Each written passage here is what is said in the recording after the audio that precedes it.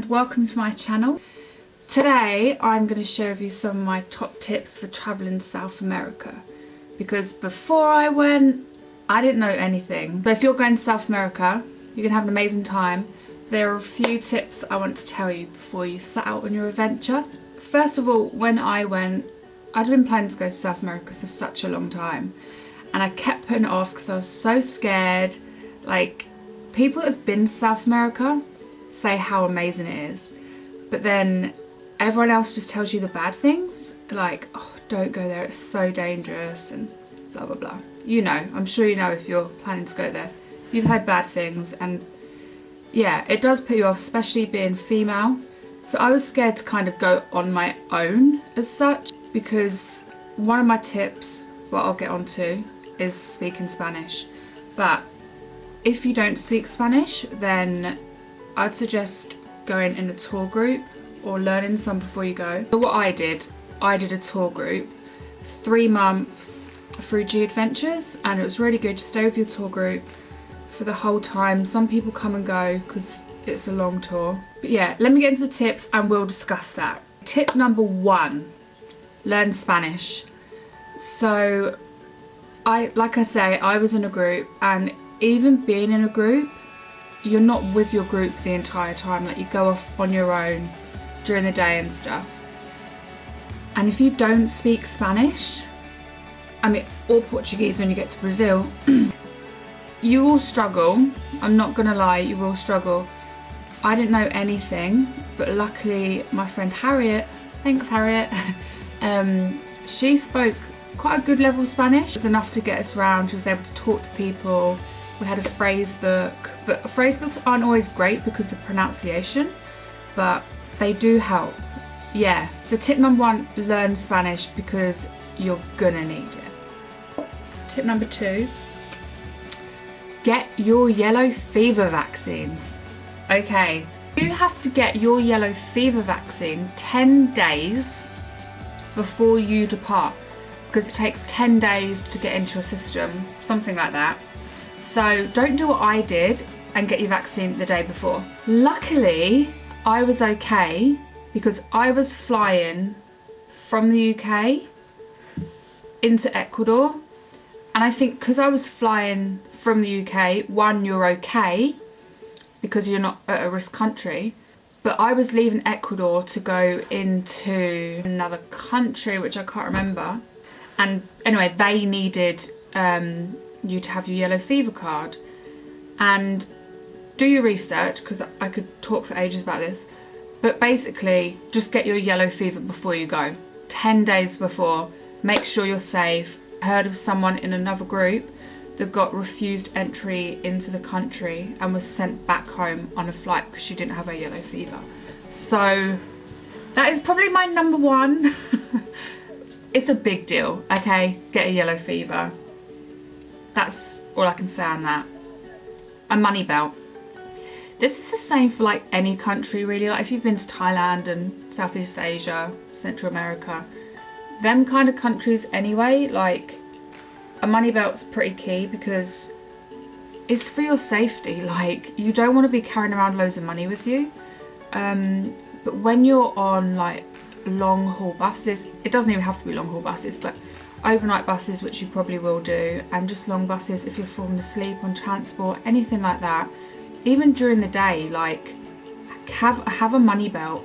Like, keep your passport and stuff, passport money, any cards you have, like, keep them under your clothes, because if they're going to take your bag or something, like, fine, but they're not going to strip you. Do you know what I mean? So get a money belt. Like, you won't look stupid, everyone has them. Get a money belt, okay? Okay, valuables. In South America, yes, like with any other country, you don't want to be a target. You don't want to be carrying around loads of jewelry on you, all your valuables on you when you're out and about. Like, just be safe. Don't go out with like wearing bling and like, try and blend in.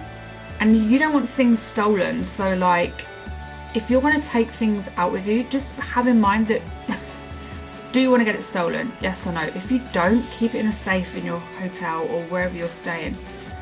because you'll regret it and it's not worth it. Cameras and things, like, just keep them close to you, like, because you want your camera. I always took my camera. Only time I didn't really take it out was in Rio, because I heard of a lot of people getting mugged and stuff in Rio, and they say, like, don't even wear like a ring, don't wear earrings. A man in the shop actually told me, like, to take off my jewelry because I'll be a target. And I was like, are you kidding? Because I'd been wearing my jewelry like Ecuador, Argentina, Bolivia, like everywhere like that, and no one had said anything. But I got to Rio and they were like, take it off. I was like, okay. So yeah, like, I wouldn't go out on my own that far, like, because I was too worried. But yeah, my point number 3 was keep your valuables safe. And like, when you're going on like buses and stuff, don't pack your valuables in your backpacks, which is going to be under the bus. Have your valuables on you, and padlock your bag, and always keep your bag like attached to you. It sounds extreme, but do you want to have your cameras and valuables and passport or documents, everything like that, stolen? Nah. So yeah, keep them always locked. Keep a padlock, lock everything up. Even in your hotel room, like, try and lock your bag to the bed or like something that's not going to move. And if you can't do that, then just keep a padlock on your bag. It's a deterrent. And yeah, if there's safes in the hotels and stuff, like, use the safe. Keep valuables on you when you're on transport. Keep valuables in your hotel when you're out and about. So they kind of link, 3 and 4. Sorry to confuse you. 3, 4. Yeah. Tip number 5 is prepare for all weather. Prepare for all weather. Rain, snow, sunshine, heat, humidity, blizzards, everything. I'm not kidding you. I was there for 3 months, from March, April, May. I went for more than 3 months because I stayed longer. So like 3.5 months. And I had every weather you can imagine. Apart from snow, I don't think I got snow. But I got bloody cold. So Machu Picchu was like freezing, but then it was like boiling, and the salt flats were freezing, and then it was boiling, and like there was rain. Everything. You need raincoats, bobble hats, flip-flops, bikinis, jumpers, you name it, you need to take it with you. Because if you're traveling all across South America, you're going to different countries with different climates. It's a pain in the bum, but it's just what you gotta do. Just bring things that match so that it makes life easier. Tip number 6 is bring a waterproof camera. Okay, I love my camera, but it's not waterproof. And I wish it was, because although it's an awesome camera, when you go to like waterfalls, you're out on the ocean, like, you're gonna do a lot of stuff with rain. Torrential rain in the Amazon. You need a waterproof camera to get them shots, to get good pictures, to get lovely photos. You know, there was so many times that I was like, oh, I wish I had a waterproof camera. Maybe bring like a DSLR plus a waterproof camera, or a GoPro. Like, GoPro is awesome. The pitch quality isn't like amazing, but like for videos, and if you're not that bothered about really high quality images, like, they're still okay. But just bring a waterproof camera of some sort. Like, you won't regret it. Yeah, you have to carry it around with another camera, but it'll be worth it. Okay. Tip number 7. So carrying on from the water thing, bring a dry bag. I think they call it a dry bag. I don't have mine with me, but you know, like, they're like a waterproof bag that you put your camera and stuff in. Mine was a lifesaver, hence because I didn't have a waterproof camera. Even like with your phone and stuff, any valuables, if you're going to be near water and you don't want to get your stuff ruined, pop them in that waterproof bag. It's amazing. They're not that expensive, they're worth it, and they're easy to pack away. So get a dry bag. Tip number 8, get a decent backpack, day pack. Not your big carry-on backpack, a day bag. I think, yeah, mine was a bit small. Mine was 15 litres, and it was small because You're gonna need it when you go on like day trips, and if you're going somewhere for a couple of days, like you need a bag that's big enough to take some belongings for a couple of days, but you don't have to bring a big backpack. And when you're going out for the day, you're gonna need to bring water, books, like, you know, translation books and that sort of thing, travel guides, change of clothes, like if you're gonna hike Machu Picchu or something like that, you need extra shoes in your bag, extra clothes, like that sort of thing. So I'd suggest like a day bag, like probably like 25 litres. Like it's quite big, but it's what everyone had. And I wish I had a bigger backpack, day pack, because mine wasn't big enough, and you're trying to fit everything in, put it in your pockets, like 20-25 litres. Get a good day pack, and one that you can zip up and tuck things in little pockets and stuff inside the bag. Extra safety. I got your back. Tip number 9. So this might not apply to everyone, but if you're going to be in like the bigger cities, it's easier to get a bus than get taxis, because one, taxis are going to be more expensive.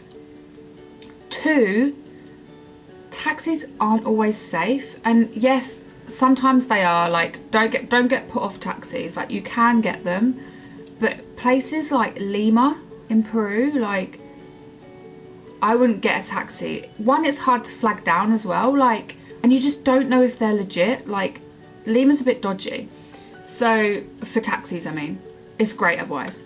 So if you can, when possible, like take buses. They're cheaper, they're more efficient, they're quicker. In Lima especially, they have like their own lane, they're like a fast track. Like you feel so much safer. On the buses, just carry your stuff like in front of you, but they're so much more convenient. So that is my 9 tips. But if you're a female, I've got a tip number 10. If you're a male, this will not apply to you, and you might want to finish here. Okay? Okay. So tip number 10 is for my ladies, it's for my girls. Okay. Please, I hope you've turned off, boys.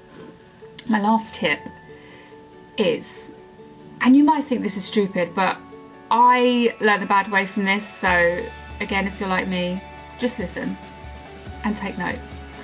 You're going to be on a lot of overnight buses. You're going to be in a different country. You have to pay for toilets, you don't know where toilets are. Do you know where this is going? Okay.